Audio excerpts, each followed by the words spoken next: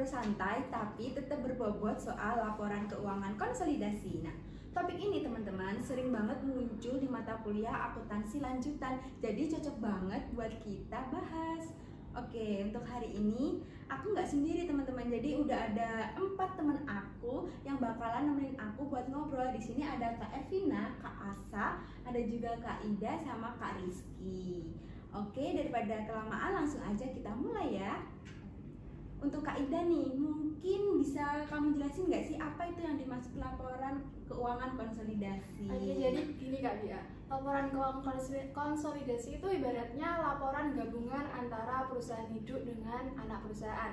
Nah, meskipun secara hukum mereka itu adalah dua entitas yang berbeda, tapi kalau induknya punya kendali, laporan keuangannya digabung biar kelihatan kayak satu kesatuan. Tujuannya apa sih? Tujuannya biar kita bisa lihat nih gambaran grup usahanya secara menyeluruh, bukan hanya yang terpisah-pisah. Oke, berarti itu kayak laporan gabungan gitu ya Kak? Oke, nah kalau dari sisi tujuan nih Kak, lebih detailnya itu gimana sih Kak Ervina? Tujuan utamanya itu simpel, biar pengguna laporan keuangan kayak investor, kreditor, atau manajemen bisa dapat info yang utuh tentang kinerja satu grup perusahaan. Kalau kita cuma lihat laporan induknya aja, kadang gambarnya nggak lengkap. Dengan laporan konsolidasi, semua jadi lebih transparan dan lebih bisa dibandingin secara keseluruhan. Nah, untuk Kak Asa nih, kadang kan orang tuh mikir ya udah sih gitu doang, laporan masing-masing juga cukup. Nah, tapi kenapa sih tetap perlu dikonsolidasi? Nah, jadi itu sering banget disalahpahami orang-orang. Jadi kalau cuma lihat laporan perusahaan induk aja, bisa-bisa kita nggak sadar kalau anak perusahaannya punya utang besar atau malah rugi. Padahal secara ekonomi mereka itu saling nyambung. Nah, di situ pentingnya konsolidasi biar angka yang muncul benar-benar ngegambarin kondisi keuangan grup secara nyata, bukan cuma potongan kecil aja.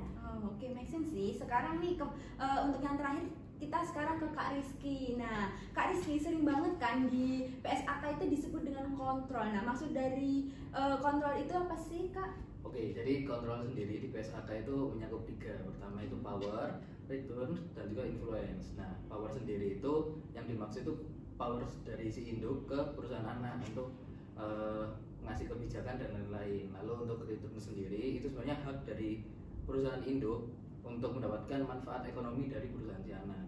Nah, yang terakhir itu yang influence, itu kemampuan dari perusahaan induk buat ngarahin keputusan penting walaupun kepemilikannya itu mungkin nggak sampai 50%. Jadi intinya itu kontrol itu ya kendali dari si induk ke perusahaan anaknya gitu sih itu. Oke, wah keren banget ya pembahasan kita hari ini. Jadi kalau kita rangkum nih teman-teman, jadi laporan keuangan konsolidasi itu intinya itu buat nunjukin posisi dan kinerja satu grup perusahaan yang mempunyai hubungan pengendalian. Nah, dan hal yang paling penting yang jadi dasar untuk penyusunan laporan itu adalah kontrol sendiri. Jadi bisa lewat power, return, atau influence tadi. Nah, oke teman-teman, segmen pertama kita itu beres. Nah, untuk segmen selanjutnya kita bakalan bahas nih kapan perusahaan wajib konsolidasi dan gimana komponennya. Nah, untuk itu stay tune ya. Halo, balik lagi bareng aku Ray di segmen kedua. Kalau tadi kita udah bahas dasar dan konsep kontrolnya, sekarang itu kita bakal bahas yang lebih teknis nih. Kayak kapan sih perusahaan itu wajib bikin laporan konsolidasi, isinya apa aja, dan seperti apa sih contoh strukturnya. Jadi buat kita bahas teknis tersebut, aku udah bareng 4 narasumber juga. Di kiri kananku ada Kak Zaki, ada Kak Alia, ada Kak Dela, dan sama Kak Anton. Yuk langsung aja kita mulai. Oke, pertama aku mau tanya ke Kak Alia nih. Menurut Kak Alia, kapan sih perusahaan itu wajib menyusun laporan keuangan konsolidasi? Nah, simpelnya tuh gini. Kalau suatu perusahaan itu udah punya kendali atas perusahaan lain, entah lewat kepemilikan saham atau pengaruh signifikan seperti perusahaan induk dan perusahaan anak, maka perusahaan itu tuh wajib nyusun laporan konsolidasi. Tapi kalau nggak ada kontrol, ya masing-masing entitas bikin laporan sendiri aja. Oke, jadi itu dikatakan untuk bikin laporan kalau misalnya punya pengaruh signifikan gitu ya. Oke, paham. Kemudian kita tanya ke Kak Zaki nih. Kalau misalnya udah wajib konsolidasi, apa aja sih komponen yang mesti kita siapin? Ada 4 laporan utama, Tri. Yang pertama itu neraca konsolidasi, khususnya itu buat ngelis posisi keuangan grup. Yang kedua itu laporan laba rugi konsolidasi. Yang ketiga laba ditahan konsolidasi. Dan yang terakhir yaitu laporan arus kas konsolidasi.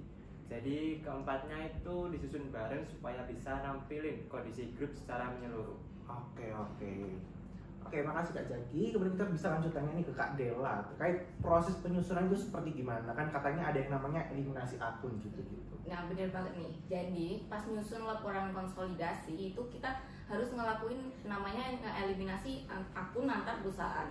Misalnya nih ada induk perusahaan punya piutang ke anak perusahaan atau sebaliknya, nah itu harus dihapus. Soalnya dari sisi grup itu kayak transaksi ke diri sendiri gitu loh. Terus akun investasi induk di anak juga dieliminasi sama ekuitas anak. Kalau kepemilikan induk nggak sampai 100%, sisa kepemilikan itu dicatat sebagai kepentingan non pengendali. Oh nice, jelas banget nih. Terima kasih Kak Dela buat penjelasannya. Terakhir mau tanya nih ke Kak Anton, mungkin bisa kasih kita contoh nyata deh biar kita semakin kebayang terkait teknis itu.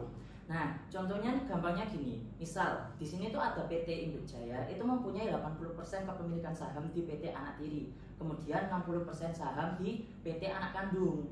Nah, karena PT Induk Jaya ini memiliki kepemilikan lebih dari 50%, sehingga dia itu wajib bikin laporan konsolidasi. Semua kayak aset, utang, terus habis itu kayak ekuitasnya juga itu dibikin jadi satu berupa laporan induk. Nah, untuk sisa kepemilikan yang bukan milik induk itu dicatat sebagai kepentingan non pengendali.